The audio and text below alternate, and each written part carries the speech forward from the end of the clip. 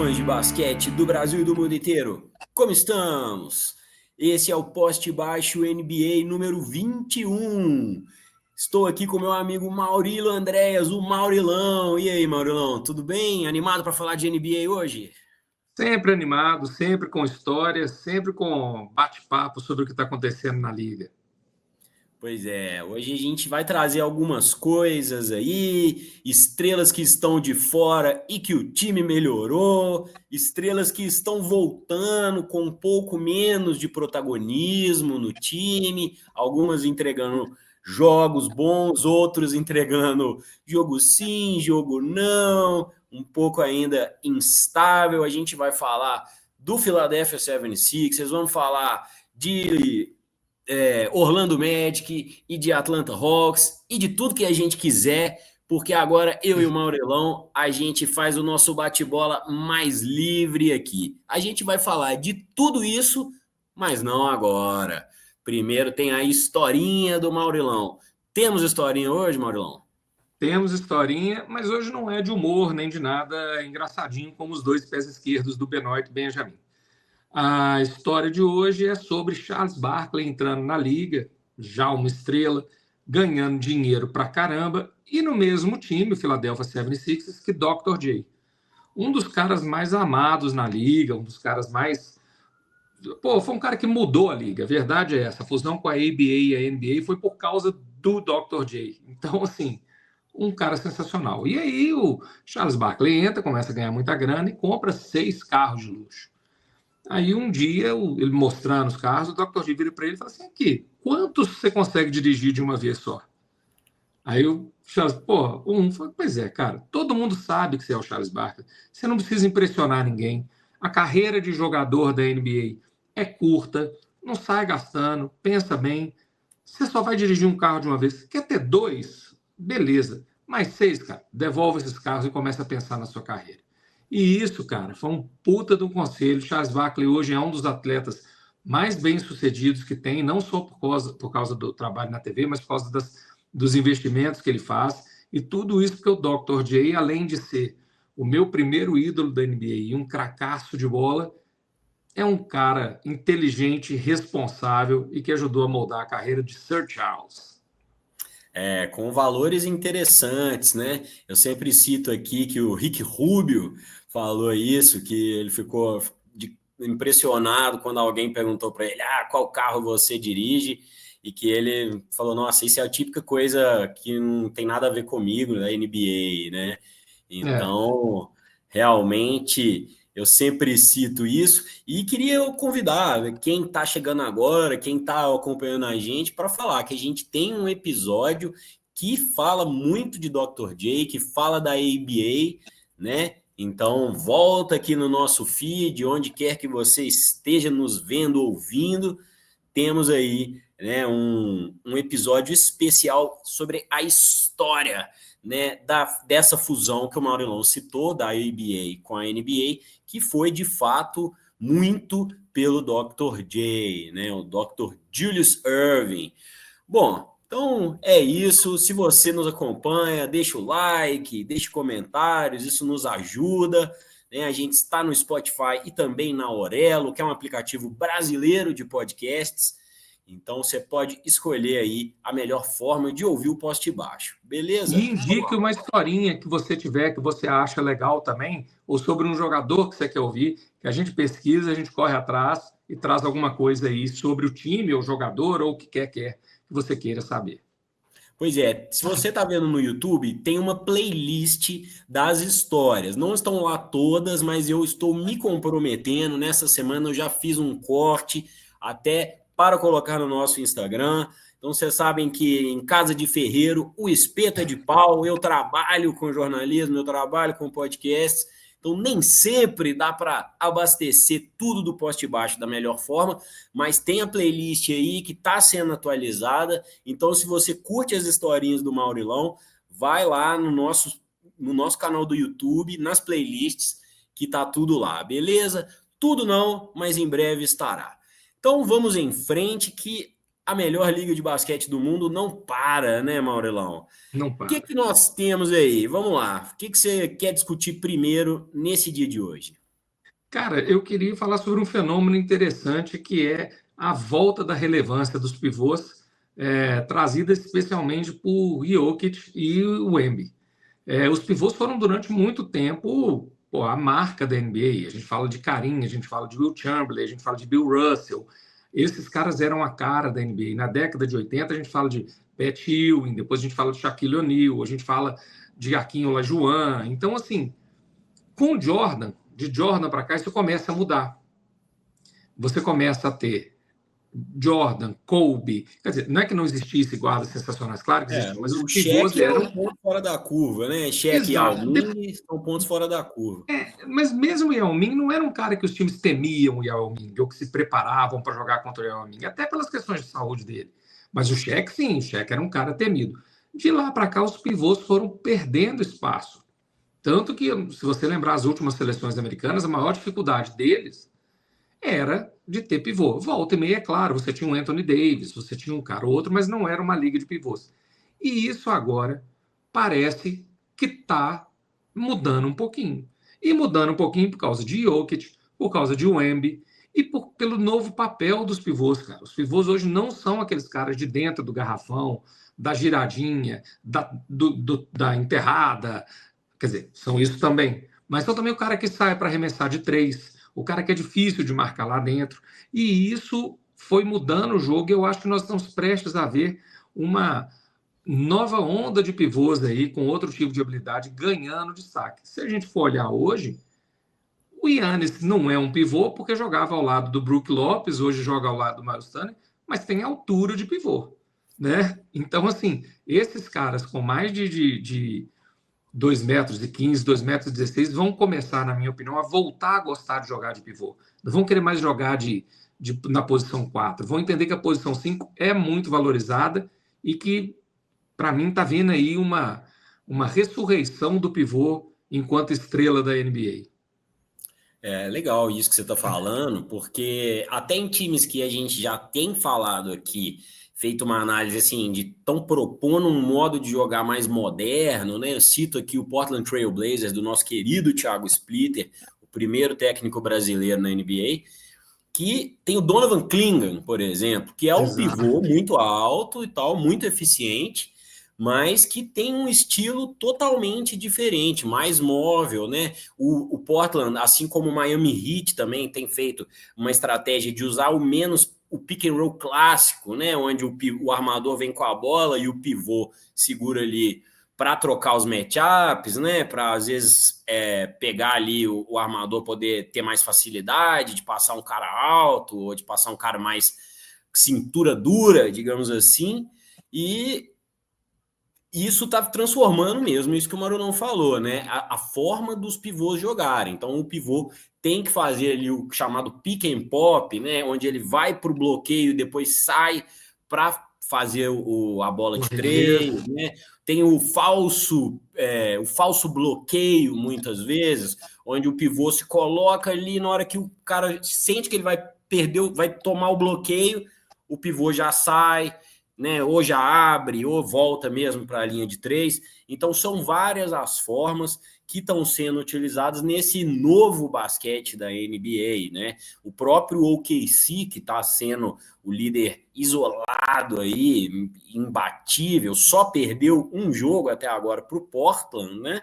Enquanto a gente está gravando, pode ser que até esse episódio ir ao ar, alguma coisa mudou. Mas, de qualquer jeito, é o time a ser batido, e o pivô dele é o Chet, né? E mesmo o Hartenstein, que algumas pessoas podem ponderar que tem um estilo mais tradicional, de fortão, maior e tal, também sai, também busca bola, arremessa uma bola de três ou outra. Então, você acha que isso é uma tendência, Marulão, por exemplo, você acha que o pivô que não arremessa de três continua tendo espaço? O que você avalia nesse sentido? Eu acho que ele tem espaço, mas ele vai ser dentro de uma cultura muito específica. Por exemplo, o Houston Rockets tem o Steve Adams, que não é esse cara que chuta de três, mas a função dele é pegar o rebote ofensivo. Então o Houston adotou uma tática em que o pivô é fundamental, não por causa de ponto, mas por causa de rebote. Então é um time que quase não chuta de três, É um time que tem um volume de arremesso muito alto de 2 e o que eles fazem é, a gente não vai acertar muita bola de 3, não vai chutar muita bola de 3, mas nossas bolas de 2 sempre vão ter uma chance maior de cair, porque a gente vai ter a segunda chance. E o Steve Adams é peça fundamental nisso. Então, assim, acho que os usos criativos dos pivôs é que vão voltar a acontecer. Porque antes o pessoal precisa ter um pivô ali para poder fechar o garrafão. Durante muito tempo ficou sendo isso. E não me parece ser mais. Os times estão pensando em estratégias em que o pivô tem um papel fundamental, não necessariamente só arremessando de 3. O próprio Wemby reduziu o número de arremessos dele de 3, mas continua não sendo só o cara que pega, giro, 2. Pega e vai para. Ele é um cara que sai para receber a bola, que consegue criar o próprio lance. E eu acho que vem aí uma leva de pivôs que vai se fortalecer muito nesse sentido. Isso aí que você falou é interessante, né, cara, do rebote ofensivo. Isso tem sido um dos braços desse novo jeito de jogar, se é que a gente pode dizer que é E realmente ficou um tempo novo. esquecido, né? Ficou um tempo que não era uma coisa que ninguém falava, não se preocupava com isso. Exatamente, exatamente. O próprio poder do rebote em si teve uma época que ficou um pouco esquecido, né? Talvez ali durante a dinastia do Golden State Warriors ali, até Que por era não muita ter um pivô eficiência tradicional, né? e muita eficiência na bola de 3, então, né, não era tão necessário esse rebote ofensivo, né? E o que você Pois falou, é, não tinha um pivôzão, não tinha um pivôzão grandão, tinha o Draymond Green. e todos que tentaram ser o pivô grandão no Warriors não foram bem, e ao mesmo tempo agora, né, alguns nomes, você citou o próprio Brook Lopes, né, não tá indo tão bem, né, não tá conseguindo ter muitos minutos, porque não tem essa mobilidade, Não então tem mais. até fazer o box out ali, tá encontrando dificuldade porque encontra pivôs mais jovens, mais rápidos, mais ágeis, né? E que às vezes vão sair e aí puxa ele para fora e aí ele na marcação de perímetro ali não Não é aguenta grandes mais. coisas. E tem a ver com a idade, né, cara? Porque quem iniciou esse movimento, inclusive do pivô chutador, foi o Brook Lopes, foi um dos caras que começaram com isso. É Só que isso verdade, é já tem um verdade. tempo, né, cara? E ele hoje é isso, assim. Hoje um pivô, ele, tirando o Al Horford, a tendência é ele envelhecer muito rápido se ele não tiver um preparo físico e um jeito de jogar adaptado. Se ele for um pivôzão fixo ou tiver um cara mais lento, hoje ele não dá conta, né, cara? Eu acho que vale a pena a gente citar o Nikola Jokic, né? Que vem fazendo mais uma temporada completamente alienígena, né? Que ele realmente tá pautando isso assim na liga, né? Muita assistência, né?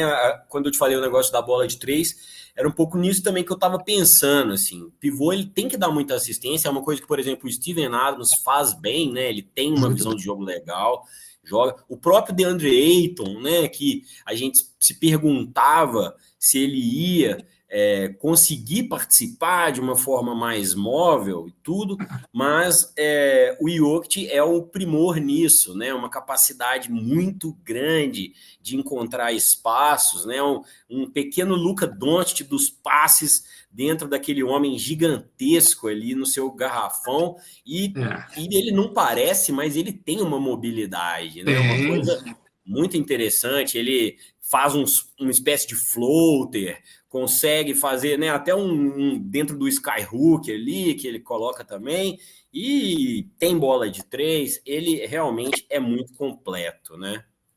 E é isso que você falou. Ele é um cara. Mobilidade não é velocidade. Você consegue ser móvel e ser ágil sem ser necessariamente rápido. Dificilmente alguém vai perder na corrida de 100 metros para o Jokic, mas também para parar ele com aquele jogo de pés que ele tem, a capacidade de passar, é muito difícil, cara. É muito difícil. É verdade. E aí, se você mune um time com um cara desses, de chutadores de 3 e de jogadores criativos, né? Realmente fica difícil parar o Denver. Eu acho que se tem um time assim que pode causar algum temor no OKC num eventual playoff, esse time é o Denver, né? Acho que de resto, o OKC estava mostrando que pode trocar, sai o Jalen Williams, né? Sai o J-Dub, né? Que tem muitos Jalen Williams no time. Então, sai o J-Dub, eles acham o AJ. Olha aí, olha aí. Chegou, estava na A rua, visita. chegou, me viu gravando, veio ajudar. A visita ilustre. Apresenta aí nosso companheiro de podcast ou companheira. Essa é a Liz, que é fã da NBA também, torcedora do Celtics, e aí estava passeando na rua fazendo seu exercício, chegou, me viu gravando, quis participar, para falar que ela está torcendo para o Tatum voltar logo. Um abraço para a Alice, para todos os cães que nos alegram, né, na vida. Cachorro é bom demais, animais é bom demais. Maurilão está derretido nesse momento ali. Então, massa demais. Que o Jason Tatum e o Boston tragam alguma felicidade para vocês aí. Que não soltem foguetes, pelo amor de Deus. Isso. Não tá com nada. Bom, então vamos em frente. Eu queria propor da gente falar de quais times que estão sem as suas estrelas e o quanto essa volta pode impactar positivamente ou negativamente. Né? No caso do Atlanta Hawks e do Orlando Magic, principalmente, foi os dois que eu pensei para trazer essa pauta, são times que acabaram ficando melhor sem as suas estrelas. No caso do Atlanta Hawks, o Trae Young, né, estava machucado, tal, ainda está, mas está em processo de volta. E no caso do Orlando, o Paolo Banchero, né? No caso do Orlando, isso já tinha acontecido no ano passado, né? O Orlando estava se mostrando um time mais móvel e tal. Nesse ano, o Desmond Bane começou mais devagar, aquela expectativa de que ele ia fazer o time dar o passo ali, né? Evoluir. Não estava se concretizando no início, nós chegamos a cornetar aqui de leve, mas parece que agora ele está, sim, e a ausência do Paolo Banchero está fazendo essa diferença, né? Entre esses dois, Maurilão, a gente tinha falado também do Tyler Hero, nós comentamos no episódio passado, né, sobre a volta dele, que voltou encaixado, né, talvez pela sua capacidade muito alta de bola de três, né? Eu acho que isso realmente faz uma diferença dentro desse novo modelo de basquete, se é que a gente pode chamar assim. Mas, na sua opinião, entre Paolo no Orlando e Trae Young no Atlanta, qual dos dois times você acha que vai ter mais dificuldade de encaixar a estrela que está fora nesse momento? Eu acho que pela personalidade, não pelo estilo de jogo, acho que pela personalidade o Atlanta vai ter mais dificuldade. Porque o Trae Young é um cara que precisa muito da bola nas mãos. Quando eu digo personalidade, não é caráter, não, é a personalidade dele como jogador. Ele precisa muito da bola nas mãos e ele muda o ritmo do jogo. O Paulo Banchero, por ser um jogador mais de garrafão, ele não tem tanto essa demanda. Talvez ele fique um pouco frustrado da bola não estar chegando tanto nele, mas eu acho que ele vai afetar menos o fluxo do time do que o Trae Young. Agora, é complicado, porque o Trae Young é um jogador decisivo, o Trae Young é um jogador que não é um craque na defesa, longe disso, mas é um cara que no ataque é um dos melhores jogadores ofensivos que a gente tem hoje. Como que você abre mão dele também? Então, assim, o técnico vai ter um trabalhinho muito bom para fazer esse encaixe. A gente sempre vê dificuldade nisso e eu acho que o Atlanta vai ter mais dificuldade do que o Orlando nisso aí. Até porque o tempo que o Trae Young ficou fora foi maior, né? Sim. Ele está praticamente desde o início da temporada, né? Jogou poucos jogos ali. Eu acho também, eu concordo que provavelmente o Atlanta vai ter mais dificuldade de reintegrar o Trae, porém eu sinto que o Paolo Banchero ele tá mais distante do estilo atual do Orlando, talvez encaixar ele ali sendo esse pivô pouco móvel, muito espera um pouco a bola chegar. Eu gostei que teve um episódio do Zach Lowe com o Stan Van Gundy, né? Uhum. E foi muito divertido, que ele falou, ele era técnico, se não me engano, do Detroit, né? E ele falou... de alguns times, New York, Detroit. Pois é, do Pelicans, né? Mas ele falou que enquanto ele era do Detroit, só um parênteses aqui, para a gente não descambar o podcast, mas que ele falou que ele deixou passar o Donovan Mitchell e eu esqueci o outro que ele falou. Enfim, e aí ele falou assim: é por isso que agora eu tô comentando, porque eu deixei passar esses jogadores. Daria uma historinha, mas eu já contei aqui. E ele falou um negócio legal do Paulo Banqueiro. Ele falou: olha, bola ele tem, qualidade de bola de dois, de mid-range, ele não é totalmente lento, né? Então, assim, problema de mobilidade é uma coisa Não, que dá para trabalhar, né? Que ele não tem o cacuete de se movimentar, por exemplo, como um Donovan Clingan, que a gente citou, que às vezes nem tem tanta habilidade para arremesso e tal, mas consegue acelerar na hora de um box out para brigar por esse rebote. Então, e aí o Stan Van Gundy falou com ele, ó, então vamos aproveitar essa ausência aí para ver jogos, para preparar uma nova fase do Paolo mesmo. E eu achei interessante, porque realmente bola ele tem em quadra sempre que ele joga, dá muito trabalho para as defesas ali, então às vezes é uma oportunidade dele se renovar, né? As pessoas sempre têm que se renovar, não é mesmo, Marcelão? É isso. Agora, até isso é o que eu estava querendo dizer, porque assim, eu não vejo o Trae Young se adaptando ou querendo mudar tanto, até pelo tempo que ele já tem de liga, pela experiência dele, pelo grau de estrelato que ele tem, quanto o Paulo Banqueiro. Eu acho que até essa mudança de chave é mais fácil para o Paulo Banqueiro. Mas, de novo, não dá para abrir mão do Trae Young. Tem que encaixar ele de algum jeito, cara. Ou então trocar ele por 800 peças de ouro, que não é o que vai acontecer, eu acho. Mas, assim, realmente é sintomático isso do time estar melhor sem ele, entendeu? Tomara que dê uma... O que eu preciso ajustar no meu jogo para que o meu time seja ainda melhor comigo, né? E o Trae Young tem a coisa da defesa, né? Assim, a gente sente que ele tá se esforçando para melhorar e tal, mas a presença dele faz com que o próprio treinador tenha que esconder ele ou chamar essa dobra mais em direção a ele do que em direção ao perigo ali do adversário, né?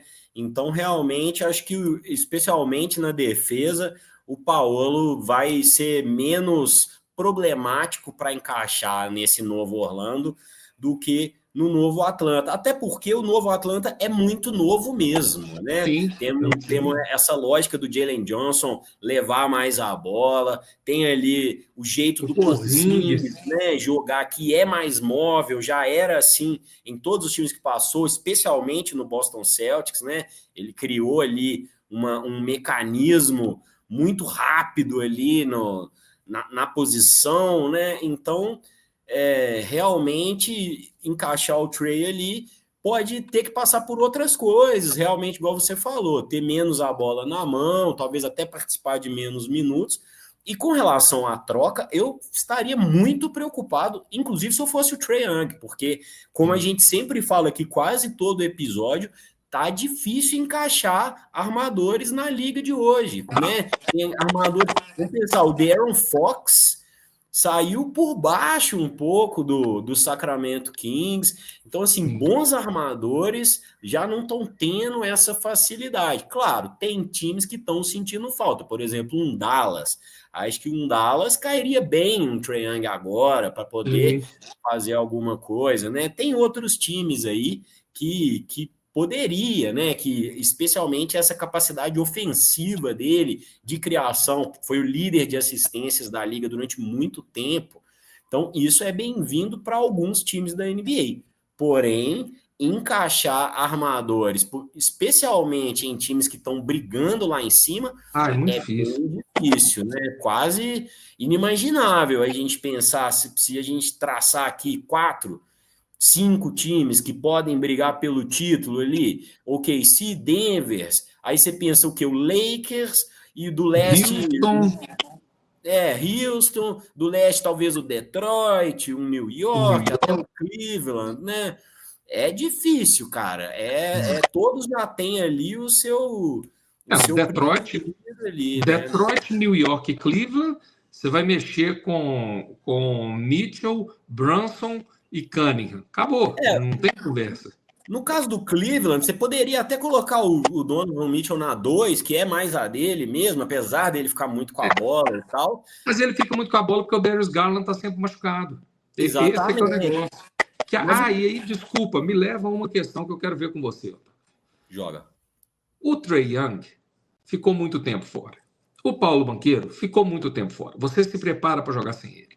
O que você acha pior? Isso ou o Joel Embiid, que está dentro, está fora, está dentro, está fora, está dentro, está fora, e tem um time de jovens talentosos que poderia, ou pode, ou está sendo preparado para a vida sem Embiid.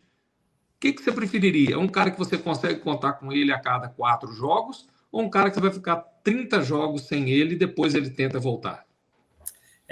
Essa é uma pergunta, né, da escolha de Sofia, porque o Embiid eu tenho a impressão que ele é aquele amigo que, assim, no seu aniversário, ele chega, domina a mesa, conta vários casos e tal, e consegue conversar com as mulheres e tudo. Aí você leva ele para dar um rolê com sua família, ele faz uma piadista, todo mundo adora, tal, toma conta. Agora, se você levar ele no cinema, o cara fica totalmente fora de lugar. Isso é, quando não tem o protagonismo, quando a coisa não é sobre ele, não encaixa. Eu tenho certeza que você tem algum amigo assim. Tem ou não tem? Deixa aqui nos comentários. Mas é ou não é, Maurilão? Eu preferia o Trae Young. Claro, o Embiid no auge, né? Foi um jogador muito decisivo. Cara, eu não preciso dele no auge. Eu digo assim, o Embiid, se ele me der 70 jogos por temporada, eu quero o Embiid mais do que praticamente qualquer outro jogador da liga, vai ter 5 ou 6. Agora, ele vem dando 40 jogos, 50 jogos, é muito pouco, cara. É muito pouco. E tem mais, né? Esse amigo é aquele que quando você fala assim, pô, tem uma cerveja aqui, quer? Ele chega. Agora você fala assim, pô, tô precisando de uma ajuda para mudança. O cara nem olha na sua cara, nem responde. Com todo respeito ao Embiid, isso aqui não é uma crítica pessoal, é mais uma brincadeira, mas é que realmente é um cara que não dá para contar, né? O que eu acho é assim, o cara que some nos jogos por uma questão de personalidade, isso é um problema. Vamos falar aí de Ben Simmons, tá? O cara que tinha tudo e de repente a cabeça do cara pirou, o cara não consegue mais bater lance livre, perde confiança no arremesso e tal, muda. O caso do Embiid não é isso. Quando ele tá saudável, ele ainda entrega, entendeu?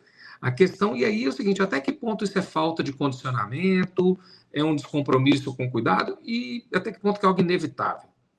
É um problema fisiológico do cara. Mesmo, o estilo do corpo do cara, né? Exato, a gente não tem como saber. Então, assim, não dá para culpar o Embiid. A gente não tá, ninguém aqui está culpando o Embiid.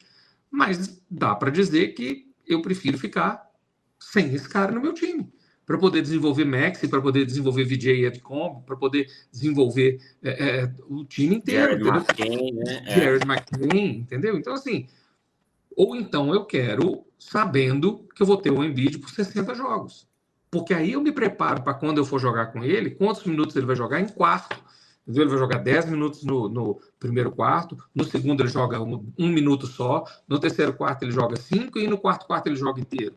Beleza, nós estamos falando aí de 30 minutos por jogo. Tá bom? Então vamos assim. Entendeu? Agora, se eu não sei quando ele vai jogar, eu posso chegar e pôr esse cara para jogar 15 minutos e querer poupar ele, porque eu não sei se ele está bem. Então, essa instabilidade faz muito mal para o time e não deixa desenvolver os jovens, porque o time está jogando de um jeito, mas o Embiid vai voltar, você precisa encaixar um Embiid, muda o jogo. O McCain não tem que jogar de jeito. Mas, por outro lado, eu acho, né, que o time já é do Maxey. Mesmo tendo que se encaixar, Maxey Ball, e vamos aí, inclusive o Paul George voltou, e achei até legal, assim, muito respeitoso, jogando mais como um ala clássico, como um shooter, como um cara que faz drives ali. E o Paul George se for essa mentalidade, funciona, né, Maurilão? E o Paul George, quando foi para lá, já tinha essa cabeça de que ele não ia ser o protagonista do time. O Paul George, quando jogou com Harden, ele já tinha um pouco... Então, assim, o Paul George já tem um tempo em que ele não tem essa preocupação de tem que ser tudo sobre mim. Então, ele é um cara mais fácil de se adaptar no time. O Embiid, até ano passado, era o time dele. Era o time dele, cara. Jogando 50 partidas ou jogando 80 partidas, era o time dele. E esse ano é que eu acho que, embora o Max já fosse um protagonista, o time era do Embiid. E eu acho que esse ano ele entendeu entendeu não, ele percebeu que ele vai ter que passar as chaves. Vamos ver como é que ele vai lidar com isso.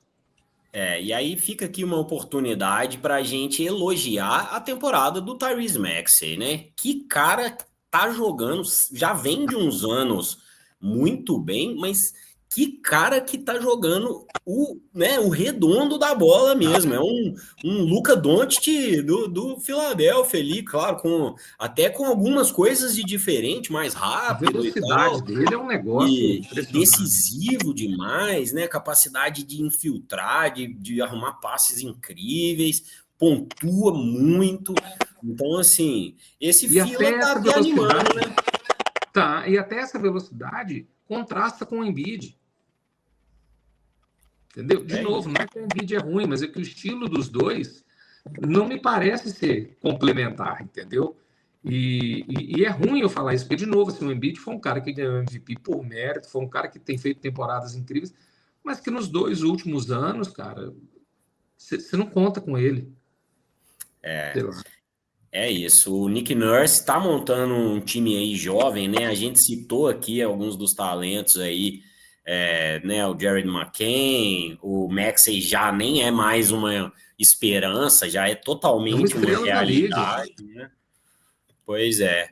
Então, assim, o Fila tá bem legal. Acho que se mantiver nessa mentalidade, assim, de Embiid, Paul George só não atrapalhem muito, eu acho que esse Fila pode surpreender bem ali no leste, né? Pode conseguir uma vaga direto, pode conseguir até um mando de quadra, que está muito em aberto, né? Muita gente Sim. colocava Cleveland e New York numa análise meio parecida com a questão do ano passado, né, com os resultados do ano passado, e agora a briga de forças está um pouco diferente. A gente tem um Detroit muito forte, batendo recorde de vitórias, que desde 2008, se não me engano, eles não conseguiam o streak ali, a sequência de vitórias, né? Que Então, quem quebrou foi o Boston Celtics. o rival, né? O grande rival ali.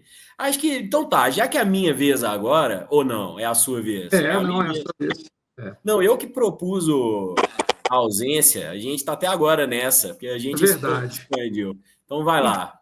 Então, não, mas aí eu falei do Embiid e do Paul George, que é isso, eu emendei uma coisa com a outra, que é a questão do Embiid e do Paul George, como sendo esses caras que estão num time como é o Philadelphia, que é sensacional, e qual que é o papel deles no time, como eles vão ter que se adaptar. Então é isso mesmo, é sua vez, toca aí. Então, beleza. Eu até queria já aproveitar o gancho para falar de Boston Celtics. A gente não falou isso na nossa pré-reunião de pauta, mas eu acho que vale. Maurilão é o torcedor símbolo do Boston Celtics do nosso podcast e de, por que não, de toda a internet, né, do mercado publicitário. Mas, de qualquer forma, o Boston Celtics finalmente está chegando onde eu imaginei que ele chegaria, porque mesmo com a ausência do Tatum, tem bons valores ali, e os valores que eu esperava que fossem dar o salto começaram a aparecer. Peyton Pritchard, o próprio Jaylen Brown pontuar mais alto, que se esperava dele participando mais, né? O próprio Derrick White, que não vem naquele nível do ano do título, mas está começando a entregar mais bola de três, mais assistências ali. Maurilão, o Celtics chegou para ficar ou ainda é cedo para meter essa? Não. O Celtics chegou para manter perto dos 50%. É o limite desse time, embora o leste seja mais fraco no topo, o leste tem um meio muito competitivo. Então, para mim, o Celtics vai ficar ali 50%, mas está sendo bom, porque o Jordan Walsh está tendo oportunidade, porque a gente viu o Gonzalez assim. Esses caras vão se desenvolver um pouco. E se puderem pegar uma rodada de playoff ou até de play-in, tá ótimo, cara. Tá ótimo, assim. O importante é sempre ter experiência. Eu fico feliz porque não está sendo um ano totalmente perdido para o Jaylen Brown e para o Derek White, porque poderia gerar uma frustração se o time tivesse emendando aí 10 derrotas seguidas, 8 derrotas seguidas. Então, assim, para mim, tá do jeito que tinha que ser e tá ótimo, e tá tudo certo. Se isso trouxer uma mudança nos erros que custaram ao Boston a presença na final do ano passado, que é o Tatum-centrismo nas horas decisivas, o negócio de parar de passar a bola, de seu time passa a bola e arremessa o tempo inteiro, roda a bola. Na hora que faltam 2 minutos para o jogo, 3 minutos no fim do jogo, para. E é o cara batendo bola parado, 20 segundos e tentando resolver sozinho. Se isso for resolvido, cara, eu tô feliz. Eu achei que essa temporada vai ser uma maravilha. E o Derek White é que para mim tem sido a preocupação, assim. Tomara que seja uma dificuldade de encaixe, tomara que ele seja, porque é um jogador que eu gosto demais mesmo. Achei que fosse muito bem esse ano, que fosse e não está tendo. O Pritchard está tendo um protagonismo, um salto maior do que o Derek White. Então, assim, lógico, o Pritchard veio do banco, está tendo mais espaço, ok. Mas eu esperava um Derek White mais protagonista esse ano e não estou vendo isso. Pois é, renovar o contrato às vezes faz mal. Pois é. Porque é aquele clássico do contract year ali, né? Onde o cara dá o sangue para poder renovar, perdeu um pouco. Mas é claro, também tem toda uma questão da coletividade do time, né? O time sem pivô, assim, clássico, que vem bem, né? Então, mas não é aquilo. Ele. Hã? Vem bem para ele, para o padrão dele. É isso. É isso. Agora, já falou do Celtics, e eu vou jogar contra mim e falar dos Lakers. Puxar os Lakers aqui para discussão, que eu acho que é um time que... Outro dia eu vi uma coisa interessante. Ele é um time que os números do time não dariam para ele estar com a campanha que ele está. Tipo, é o time que tem... é 24º da liga em termos de percentual de bola de 3. É 14º em termos de... Então, assim, se você olhar só os números, os percentuais do time, você fala, esse time vai estar aí em 7º no Oeste, alguma coisa assim. E está em 2º ou 3º, porque perdeu outro dia, não sei. E jogando muito bem, ganhando por poucos pontos, mas quando chega no momento decisivo, todos esses outros números não valem nada, porque você tem Austin Reeves, Luka Doncic e LeBron James. Então é o tipo do time que ou você mata cedo, ou tudo pode acontecer. Se deixar para o final, é difícil segurar esses 3, cara. E eu acho que é isso. Eles são meio que o oposto do Oklahoma.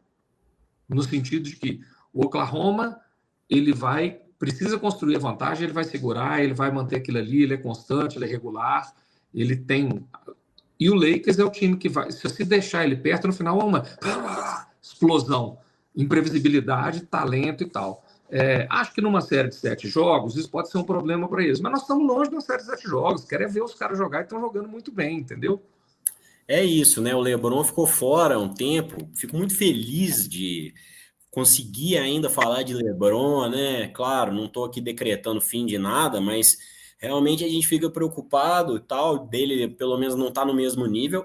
E voltou muito legal. Eu acho que o encaixe está muito bom. O LeBron voltou, né? Acho que você até comentou isso no podcast passado, de que ele voltou um pouco naquela mentalidade do Miami ali, de olha, o time não precisa ser meu, eu não preciso ficar com a bola o tempo todo. E aí, de certa forma, assim, o Luka eu acho que não é surpresa mais para ninguém, só a anta lá do Nico Harrison mesmo, que não confiava no Luka Doncic. A gente já comemorou, já superamos isso aí, já deu para lavar essa alma. Mas acho que a surpresa, e que mesmo tendo jogado muito bem na temporada passada, para mim a surpresa ainda é o Austin Reeves, cara, porque tá jogando nível Luka Doncic, né? Assim, quando não é um, é o outro que tá ali disposto a destruir, a fazer muito ponto, a criar o jogo. Então, e o LeBron, acho que ele aceitou muito legal isso, né? Ele viu, pô, esse é o time da molecada, esse é o time desses dois branquelos esquisitos. Como que eu posso colaborar? Exatamente. Como que eu posso colaborar? Como que eu posso participar sendo inteligente? E se tem alguém que tem um QI de basquete, né? Esse é o LeBron James, né, Maurício? Vai jogar do jeito que for preciso para o time ter o máximo de sucesso. Tem inteligência para jogar e se encaixar em qualquer time. É isso. Bom, a gente tinha falado de outros temas, mas eu acho que está de bom tamanho. O que você acha? Tem mais alguma coisa a acrescentar? Já chegamos nos 40 minutos corridos, sem erros, sem grandes edições a fazer, mas se tiver mais algum tema, a gente pode desembolar. O que temos aí de palavras finais? Não, cara, eu acho que é isso mesmo, assim, eu falei aqui até do Oklahoma, só isso, que é um time muito constante, muito regular, mas para quem gosta de basquete, é muito bom de ver. E eu fico torcendo para que o público entenda que um time não precisa ter uma super estrela que vem de tênis pra caramba, que tá na televisão o tempo inteiro, que às vezes é até um cara mais tímido, para ter um basquete bonito, assim, sabe? Então, assim, não é demérito nenhum para as estrelas vistosas que a gente falou e que a gente adora ver jogar, não. Mas ver o Shea jogar com aquele time, cara, é muito bom. Então, se você está começando com o basquete, assiste 2 ou 3 jogos do Oklahoma que você vai ver o que é movimento de bola, o que é defesa dura, o que é um armador que sabe a hora de infiltrar e a hora de passar. Vale a pena, cara. Assiste que você vai ter uma aula de eficiência. É isso, né? O Shea é uma grande estrela, muito decisivo, mas ele não tem essa personalidade do me dá a bola aqui que eu resolvo. Tem toda uma lógica nesse OKC que eu acho que está pautando a NBA, né? O Indiana Pacers, mesmo com o Tyrese Haliburton ano passado, já estava construindo isso um pouco, né? Então, que eu acho que é o quê? É uma mentalidade agora, não adianta mais você ter um Big Three, você vai ter que ter um Big Seven, um Big 8 ali, porque o Big 8 eu ia falar. O Minnesota Timberwolves é um time que está 2 anos seguidos chegando na final do Oeste, ninguém fala dele, por quê? Porque quem que é a grande estrela? Anthony Edwards. Anthony Edwards. Exatamente, entendeu? Assim, não é o cara que você tá vendo ele assim, tá fora, tá machucando, tá saindo, mas o time continua rendendo porque tem a sua estrutura. É isso. Tem que ter um plantel ali completo, né? Porque se você sai, você tira um Anthony Edwards e entra um Bagre, com todo respeito, tanto aos Bagres quanto aos jogadores piores da NBA, fica difícil, né? E eu nem falo só do Ant, né? Você pega ali uma terceira força do time ali. A gente estava citando aqui o Lakers. Você tem ali, você pode fazer uma rotação do Austin Reeves comandar o banco, ou o Luka e o Austin Reeves no banco, ou o próprio LeBron. Então, assim, você está ampliando. Eu acho que isso é o mérito de muitos dos times que às vezes a gente não estava contando, né? Como a gente falou do Detroit. Eu citei no episódio passado o Toronto Raptors, que tem ali o Scottie Barnes, mas que não é também essa estrela que pega a bola e sai falando que é tudo ele, né? Então, essa mentalidade de ter 3 estrelas ali somente, meio que mudou, né? Acho que agora um time com um banco fraco vai ser difícil até de se manter no meio de tabela ali, porque os times do meio de tabela estão investindo exatamente nisso, muitas vezes porque eles já não têm, né, um Kevin Durant, uma estrela desse tamanho, né? Eu acho que é isso aí. É isso aí. Bom, então a gente vai ficando por aqui para não alargar demais aqui o papo de NBA dessa semana. Siga nossos redes sociais, @postebaixo, estamos no Instagram, tem no TikTok também, que tá capenga, mas aqui no YouTube estamos soltando muita coisa nos shorts, que é o nome dos stories do YouTube. Então, siga a gente aí, dá um like, comenta alguma coisa, que a gente gosta muito, a gente fica muito feliz toda vez que alguém aparece e nos dá um olá. Se você não viu os nossos episódios, tanto do Netflix sobre o Starting Five, quanto do episódio que eu fiz com o Gabriel Ronan, que é um repórter especialista em dados, em números sobre fantasy, né? A gente faz um fantasy que o Maurilão tá lá, que dispensou o Joel Embiid recentemente, então tudo que a gente fala aqui tem aplicação prática. O Maurilão é um grande coach do nosso fantasy, só assim para a gente poder chamar alguém de coach sem parecer uma ofensa. Mentira, coaches! Nada contra, tenho até amigos que são. Maurilão, é isso. Até a próxima e aquele abraço, cara. Valeu, pessoal. Até mais.